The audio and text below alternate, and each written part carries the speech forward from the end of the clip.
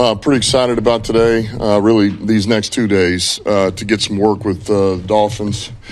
Kind of mentioned this, man. They got really good personnel, good scheme, and it's somebody different, So just gives us a chance to kind of work against different, like I say, different types of looks and athletes. And anyway, it's awesome. So we're fired up about this. We're looking forward to it. Questions? Did you sense some excitement from the players, too? I mean, dog days camp, well, practice, you get sick of hitting guys. Did you sense a little maybe different atmosphere amongst the guys? For sure. I mean, the guys know this is, as with anything, our guys love competing, and it's when you go against each other every day, at some point you've seen about all you can see out of each other, and doesn't mean you're still not trying to win, but now you get somebody else, man, that has different moves and different footwork and different styles, and you have to adjust quickly, but you're trying to win, right? You're competing, and that's the best,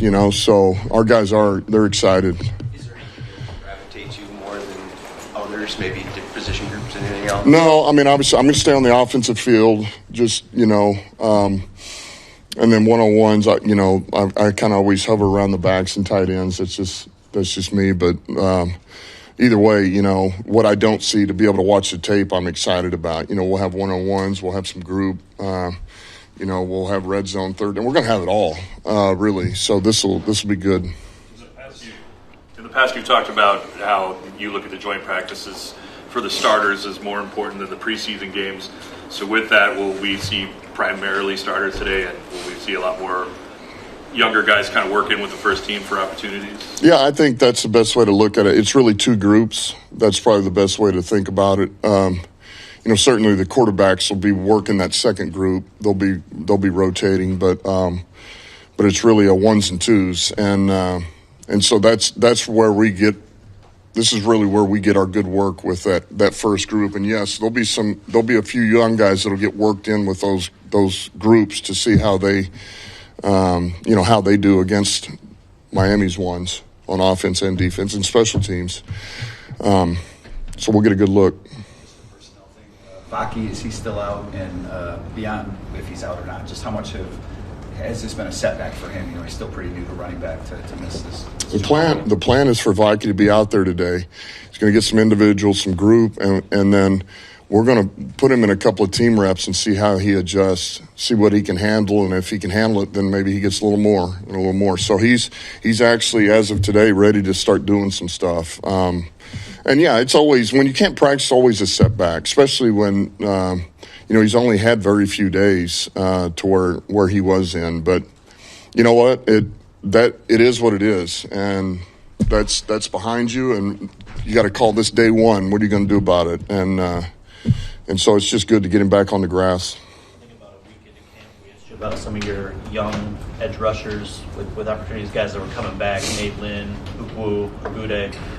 You've got two preseason games under your belt now, a few more practices. What is your evaluation of how those young guys are coming along?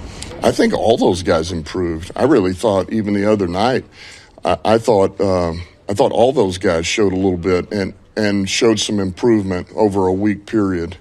So that was good to see. Nate Lynn made a couple of plays, had a couple of rushes there. Cooper, I think, continues to show that he has some versatility, which is good. And Ukwu, Ukwu hit a long arm, and we know what Mitch is capable of. So I just think they've all improved. It's good to see. It's a pretty good competition right now. In which ways are these joint practices more productive than even the preseason games, as far as do you meet with Mike ahead of time and this is a look we want and vice versa?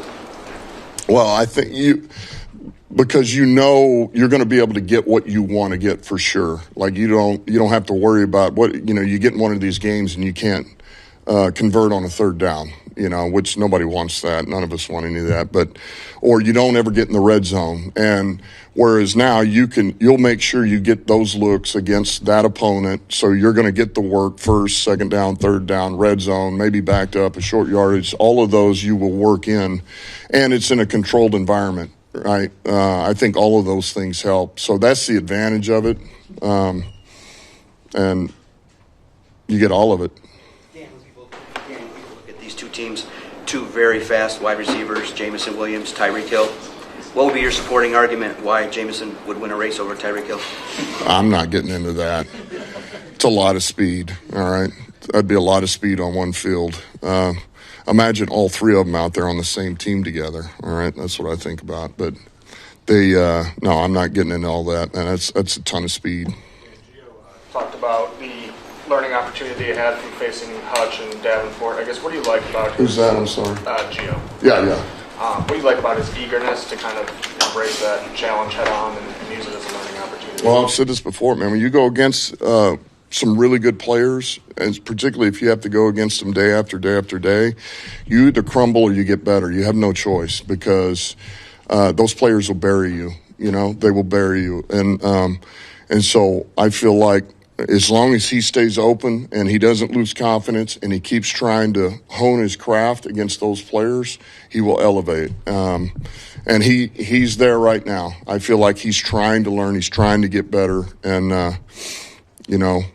and so that's really all you can ask for right now.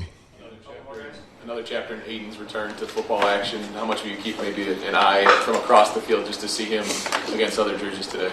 Well, I think I'll always, if I'm on the offensive field, I'm always going to peek over there at the defense whenever I can get a minute, to see what's going on. But most of that will be caught up with the tape. But I'm always eager. I'm eager to see what Davenport looks like, I'm eager to see what Tyreek looks like. And I can go across the board, man. I want to know our defense looks good, and I want to know our defense is what I think it is right now, and so I'm pretty excited. And this is a good opponent to go against. It's a good offense, They run a good scheme, good system. They got speed on the perimeter. Some of their stuff in the run game is unique, and it's tricky. It'll cause you to have some dirty eyes if you're not careful. So we're going to have to be disciplined. That's the other thing, right? You got to be ready to go, but you better be disciplined in your keys. Just your ability, or a coach's ability, I guess, to connect with players. Like you and Mike are two, different personalities. I think different people, but you both seem to have that relationship with your players. How much is just genuineness? Like, how important is that to that relationship? Yeah, I don't. It's probably a better question for players than me. I just think, I think it's as important to be who you are. That's probably the best way to say it, because players see through BS. They know when you're full of it, and, they sniff that out in a heartbeat. So I just think it's important to be who you are, be honest with them. Whether they like it or not, they'll appreciate it. And I think, certainly I know that Coach McDaniels does that over there. In these joint practices, and Hassani, how did he come out of his little roll-up? Yeah, Ahmed should be out there today. It was just a little bit of a scare, so he should be out there working, which is good. I don't see TA in these. He's getting better. He's doing more every day, but I don't see him being able to go through these practices. We're going to be shooting for next week. Whenever it comes to whenever you have two new coordinators, from an operational standpoint, how can you make joint practices like this as game-like as possible? Yeah, well, what you do is, we do have scripted, but like, for example, one of them today is going to be, it'll be basically kind of a move the ball or a call it period, which means that in my own head, I'll call it out or I'll script it out. So they don't know what's coming, and they got to be ready to make the call at 2nd and 9. It's 3rd and 2. It's 3rd and 10. Oh, it's a penalty. We're back to 1st and 10. All of a sudden, it's a shot play down in the red zone. So you have to make the call. They do on defense too. That helps. And then we'll have more of it tomorrow. Will be unscripted. It will be move the ball. So now you are in game flow. Those always help. Thank you. Appreciate it.